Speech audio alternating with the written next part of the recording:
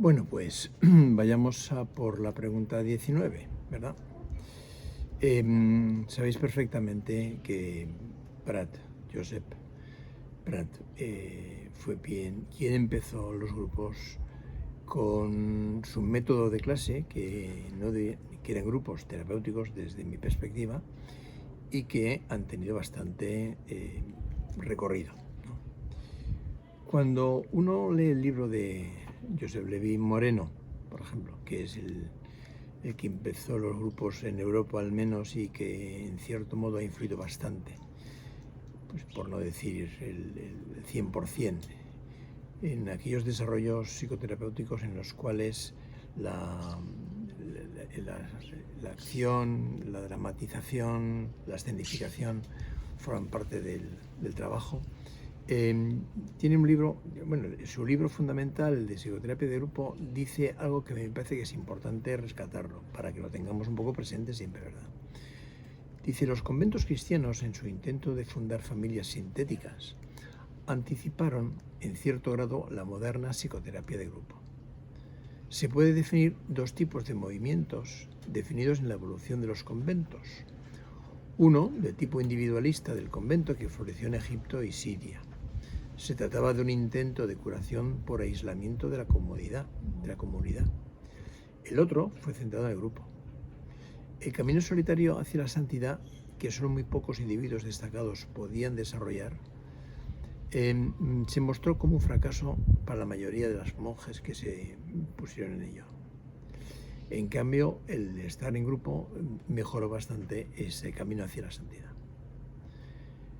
Pero en realidad, dice Moreno, la utilización del grupo yo creo que es vieja como la historia de la humanidad. Es decir, no es un invento, lo utilizamos nosotros, ¿verdad? Durante siglos y siglos se ha utilizado muy poco y muy puntualmente en algunos lugares, pero es viejo, la humanidad siempre hemos estado en grupo, ¿no? De hecho, la civilización árabe agrupaba a los que eran considerados como enfermos mentales. ¿Y en dónde los agrupaban? Pues en espacios que podrían muy bien ser considerados como hospitales psiquiátricos. Por ejemplo, en Bagdad en el siglo VIII, o en Damasco en el siglo XII, en Alepo en el siglo XII también, como en el Cairo, como en Caloma, en Fez, ¿no? La aportación de los árabes en la cultura española ya sabéis que ha sido siempre muy importante, aunque no todo el mundo lo quiere reconocer como tal, pero es verdad que procedemos también entre otras muchas invasiones de los que hemos tenido, los árabes han sido uno de ellos, ¿verdad? Los primeros hospitales psiquiátricos de nuestro país se sitúan, por ejemplo, en Granada en el año 1365, en Barcelona en 1401, en Valencia en 1409, en Córdoba 1419, en Zaragoza 1425 uno y el otro 1436, en Toledo en 1480. O sea, fijaros que en el año 1400 fue una fiebre de crear espacios para este tipo de pacientes, ¿no? Es cierto que en algunos casos los encerraban en las llamadas jaulas de locos, pero en cambio en otros lugares conseguían que los pacientes participasen en la vida cotidiana, lo cual, por ejemplo, esto sucedió en el Hospital Nuestra Señora de Gracia, ¿no?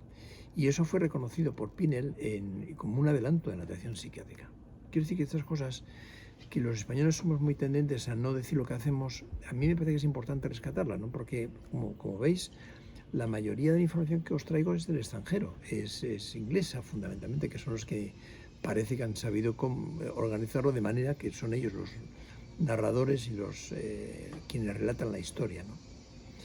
En el año 1904, Camus y Poinet publicaron un texto sobre aislamiento y psicoterapia, en donde se subraya uno de los primeros reconocimientos del poder de las influencias del grupo. Fijaros, año 1904.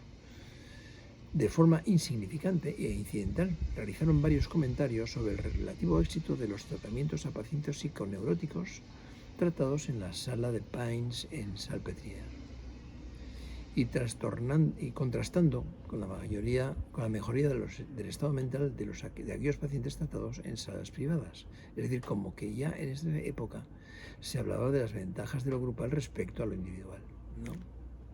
Evidentemente, Pinel remarcaba mucho la importancia del trabajo grupal, ¿verdad? Parati dio su método de clases, lo sabéis, lo hemos hablado ya varias veces.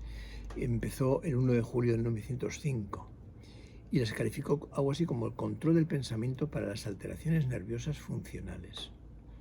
La forma de enfocarlas era concebida como una reeducación emocional y persuasión y consistía en un intento educativo para enseñar a sus pacientes cómo cuidarse a sí mismos y a su enfermedad, incorporando una serie de técnicas de conducta, toma diaria de anotación respecto a la enfermedad, respecto al peso, etc., que eran mostrados públicamente en grupo.